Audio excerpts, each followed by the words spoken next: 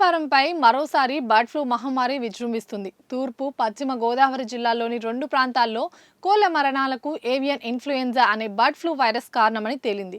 వివిధ ప్రాంతాల్లో చనిపోయిన కోళ్ల నుంచి తీసిన నమూనాలను మధ్యప్రదేశ్లోని భూపాల్లో ఉన్న national institute of high security animal డిసీజ్కు పంపారు.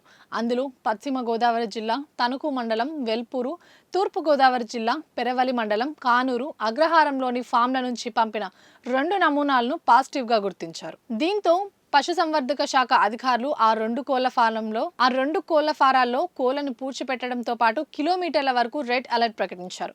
వెంటనే అప్రమత్తమైన అధికారులు పరిసర ప్రాంతాల్లోనూ వైరస్ నియంత్రణకు చర్యలు చేపట్టారు. కోళ్ల ఫారాల్లో పనిచేస్తున్న కార్మికుల ఆరోగ్య పరిస్థితిని గమనిస్తున్నారు. కోళ్ల వ్యాధులపై రైతులకు అవగాహన సదస్సులు నిర్వహిస్తున్నారు. అయితే వివిధ దేశాల నుంచి వచ్చే వలస పక్షుల్లో ఉండే వైరస్ వాటి రెట్టల ద్వారా జలాశయాల్లోకి చేరుతుంది. అక్కడ నుంచి నీరు, ఇతర మార్గాల్లో కోళ్లకు సంక్రమిస్తుంది.